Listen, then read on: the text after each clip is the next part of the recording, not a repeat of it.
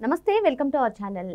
అసలు YCP social media strategy ఏంటి? నిన్నటి వరకు నారా లోకేష్ గారిని టార్గెట్ చేస్తూ పోస్టులు పెట్టేది. మరి ఈరోజు సడన్గా పెమ్మసాని చంద్రశేఖర్ని టార్గెట్ చేయడం ఏ విధంగా చూడాలి? అది కూడా ఈవీఎంల గురించి పెమ్మసాని చంద్రశేఖరే అమెరికా నుంచి ఈవీఎం ట్యాంపరింగ్ చేశారంటూ విమర్శలు చేయడమే కాకుండా సోషల్ మీడియాలో పోస్టులు చేయడాన్ని ఏ విధంగా చూడాలి? దీన్ని విశ్లేషించడానికి మనతో పాటుగా ఉన్నారు పొలిటికల్ అనలిస్ట్ షణ్ముఖ్ గారు. నమస్తే అండి. నమస్కారం అండి. నిన్నటి వరకు చూసుకున్నట్లయితే వైసీపీ సోషల్ మీడియా మొత్తం కూడా నారా లోకేష్ గారిని టార్గెట్ చేస్తూ పోస్టులు పెట్టేది.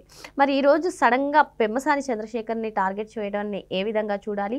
అంతేకాకుండా రోజా కానివ్వండి, ఇతర కీలక నేతలు బయటకు వచ్చినప్పుడల్లా ఈవీఎంలతో గెలిచారు అని చెప్పి వాళ్ళ భాషలో తిడుతూనే ఈవీఎంల ప్రస్తావన ఎక్కువ తెచ్చేవాళ్ళు. మరి ఇప్పుడు సడన్గా పెమ్మసాని చంద్రశేఖర్ని టార్గెట్ చేస్తూ ఆయన అమెరికా నుంచి ఈవీఎంల మొత్తాన్ని ట్యాంపర్ చేశారు, ఈవీఎంలతో గెలిచిన ప్రభుత్వం ఇది అంటూ విమర్శలు చేయడం, సోషల్ మీడియాలో పోస్టులు పెట్టడం ఏ విధంగా చూడాలంటారు? పెమ్మసాని చంద్రశేఖర్ గారికి వైఎస్ఆర్సీపీ వాళ్ళే ఆఫర్ ఇచ్చారు 2019లో, 2014లో కూడా ఇవ్వడం జరిగింది అని చెప్పేసి. ఇవి నేను చెప్పే మాటలైతే కాదు. పెమ్మసాని చంద్రశేఖర్ గారే మహానీస్ ఇచ్చినటువంటి ఇంటర్వ్యూలో కూడా ఆయన చెప్పడం జరిగింది. ఏమని చెప్పారు? 2014లోను 2019లోను నాకు వైఎస్ఆర్సీపీ నుంచి భయంకరమైనటువంటి ఆఫర్లు, అంటే ఒకటి కాదు రెండు కాదు చాలా ఆఫర్లు వచ్చాయి. నరసరావుపేట పార్లమెంటు కాన్స్టిట్యున్సీ ఎంపీగా ఇస్తారు, అదేవిధంగా గుంటూరు పార్లమెంటు కానీ లేదు అంటే రాజ్యసభ కానీ 3 ఆఫర్లు ఇచ్చారు 2019లో జగన్మోహన్ రెడ్డి గారు అని చెప్పేసి ఆయనే చెప్పడం జరిగింది. మరి మీరు ఎందుకు వెళ్ళలేదు? మరి జగన్మోహన్ రెడ్డి గారు ఆయన ఆఫర్లు ఇస్తే మీరు ఎందుకు వెళ్ళలేదంటే, ఆ పార్టీ ఐడియాలజీ, ఆ పార్టీ తీసుకున్నటువంటి సిద్ధాంతము, ఏ సిద్ధాంతము లేనటువంటి పార్టీ, రాద్ధాంతమే ఎక్కువ ఉన్నటువంటి పార్టీ అని పెమ్మసాని చంద్రశేఖర్ గారే మీడియా ముఖంగా చెప్పారు. మరి ఈరోజు 2019లోనే టికెట్ ఇస్తామంటే 2019లో అధికారంలోకి వచ్చినట్టే కదా జగన్మోహన్ రెడ్డి గారు. మరి వచ్చినప్పటికీ కూడా ఎందుకు ఆయన ఎంపీ టికెట్ పోగొట్టుకున్నారు? ఎందుకు రాజ్యసభ పోగొట్టుకున్నారు? వాళ్ళు ఇచ్చినటువంటి ఏదైతే ఆశ పెట్టారో, అంటే ఆశ నథింగ్ బట్ ఆశ కాదు, వాళ్ళు ఇచ్చినటువంటి అవకాశం, ఆఫర్లు, అంటే ఆఫర్లే పెమ్మసాని చంద్రశేఖర్ గారిని వెతుక్కుంటే వెళ్ళాయండి. ఇక్కడ పెమ్మసాని చంద్రశేఖర్ గారు నాకు టికెట్ ఇవ్వండి, నాకు టికెట్ ఇవ్వండి అని ఎక్కడ పోలేదు. పెమ్మసాని చంద్రశేఖర్ గారిని వెతుక్కుంటూ ఆఫర్లు రావడం అనేది ఇక్కడ గమనించదగ్గ విషయం. మరి ఇకపోతే చాలామంది అంటున్నారు, మీరు చెప్పిన దాని ప్రకారము ఈరోజు 2 అంశాలు చెప్పాల్సి ఉంటుంది. పెమ్మసాని చంద్రశేఖర్ గారు ఈవీఎంలతో మేనేజ్ చేశాడా అనేది పాయింట్ నెంబర్ 1. రెండోది, డైవర్షన్ పాలిటిక్స్ అనే ఒక అంశం గురించి మనం చెప్పాల్సి ఉంటుంది. మొదటి అంశం, ఈరోజు పెమ్మసాని చంద్రశేఖర్ గారు అమెరికా నుంచి ఈవీఎంను ట్యాంపరింగ్ చేసి ఆంధ్రప్రదేశ్ రాష్ట్ర అంటే కూటమి ప్రభుత్వాన్ని గెలిపించే విధంగా అడుగులు వేశాడు అని చెప్పేసి పెమ్మసాని చంద్రశేఖర్ గారిని ఉద్దేశిస్తూ 2 రోజులు శని ఆదివారాల్లో విపరీతంగా వైఎస్ఆర్సీపీ పార్టీ వాట్సాప్ స్టేటస్లోను, అదేవిధంగా సోషల్ మీడియాలోను, ట్విట్టర్లోను, అన్ని చోట్ల, అంటే ఊరు పేరు తెలియనటువంటి మీడియా ద్వారా పెట్టడం జరుగుతూ ఉంది. పెమ్మసాని చంద్రశేఖర్ గారు క్లియర్గా చెప్పారు, మీరు అవకాశం ఇస్తే పులివెందుల్లో నేను పోటీ చేయడానికైనా సిద్ధం. మీరు నథింగ్ బట్ తెలుగుదేశం పార్టీ సహకరిస్తే, తెలుగుదేశం పార్టీ అధిష్టానం సహకరిస్తే నేను జగన్మోహన్ రెడ్డి గారి పైన పోటీ చేయడానికైనా సిద్ధం అని చెప్పేసి ఆయన చెప్పారు. మరి 2 నెలల్లో వచ్చింది, ఈయనకి ఎలా వచ్చింది 3 లక్షల పైన మెజారిటీ అని చెప్పేసి అంటూ ఉన్నారు. ఈరోజు వైఎస్ఆర్సీపీ పార్టీ ఎంపీ అభ్యర్థుల్లో 25కు 22 మందిని మీరు గెలుపొందడం జరిగింది లాస్ట్ టైం. 22 మందిలో కేంద్రంలో ఎల్లయ్య ఉండని, పుల్లయ్య ఉండని, సుబ్బయ్య ఉండని, స్పెషల్ స్టేటస్ చేస్తాం, అది తెస్తాం, ఇది తెస్తాం అనే దానికంటే ఈరోజు పెమ్మసాని చంద్రశేఖర్ గారు కేంద్ర సహాయ శాఖ మంత్రిగా ఉంటూ గుంటూరు పార్లమెంటును ఈరోజు సహాయ శాఖ మంత్రి సర్వే చేస్తే కేంద్ర ప్రభుత్వము మొదటి ర్యాంక్ వచ్చింది దేశంలో. ఇది ఆయన యొక్క పటిష్ట అంటే నిబద్ధతకు, ఆయన నీతికి, ఆయన నిజాయితీకి ఇది ఒక నిదర్శనంగా మనం చెప్పవచ్చు.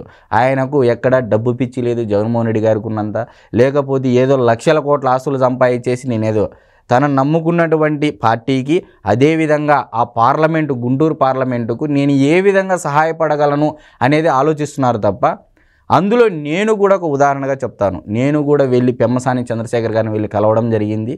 ఆయన అంత స్థాయిలో ఉన్నటువంటి వ్యక్తి అయినా నన్ను కూర్చోబెట్టుకొని, ఏమ్మా ఏ సమస్య మీద వచ్చావు? సార్ నా ఐడియాలజీ ఇది, మీ పార్లమెంట్ కాన్స్టిట్యున్సీలో ఈ విధంగా చేస్తే బాగుంటుంది అంటే ఆయన విని, ఆయన సజెషన్స్ ఇచ్చి నెక్స్ట్ టైం మళ్ళీ ది బెటర్ ప్లాన్తో రా నా దగ్గరికి, ఖచ్చితంగా ఇది టేకప్ చేద్దామని చెప్పేసి కూడా అంతటి స్థాయి ఉన్నటువంటి వ్యక్తి కూడా మాట్లాడడం అనేది ఇక్కడ గొప్ప విషయం. ఒక ఎంపీకి ఒక రాజకీయ నాయకుడికి ఉండాల్సినటువంటి లక్షణాలు, అందులోనూ ఒక ఎడ్యుకేటెడ్, తను చదువుకున్నటువంటి చదువు ద్వారా అమెరికాకు వెళ్ళి 10 రూపాయలు సంపాదించి 4 రూపాయల ట్యాక్సులు కట్టి మిగిలినటువంటి డబ్బులతో నీతి నిజాయితీతో కూడినటువంటి డబ్బుతో గుంటూరు పార్లమెంటులో అభివృద్ధి పనులు చేస్తున్నాడు తప్ప ఎక్కడ అవినీతి సొమ్ముతో ఏ సొమ్ముతోనో అతను చెయ్యట్లేదనేది ఇక్కడ గమనించగలరు. ఇకపోతే డైవర్షన్ పాలిటిక్స్.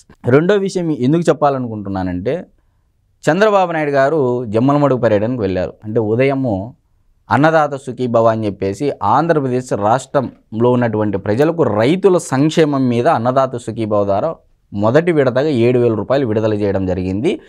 47 లక్షల మంది, సుమారుగా 47 లక్షల మందికి అన్నదాత సుఖీభవ ఇవ్వడం. సరే, అంతా మంచిదే.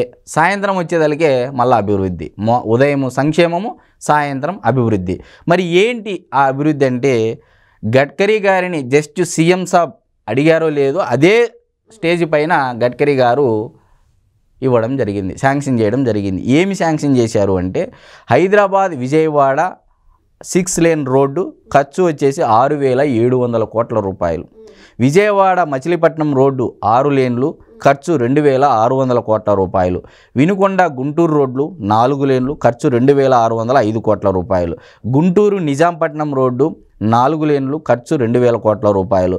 బుగ్గకైప గిద్దలూరు రోడ్డు 4 లేన్లు 4,200 కోట్లు. ఆకివీడు దిగమర్రు రోడ్డు 4 లేన్లు 2,500 కోట్ల రూపాయలు. పెడన లక్ష్మీపురం రోడ్డు 4 లేన్లు ఖర్చు 4,200 కోట్ల రూపాయలు.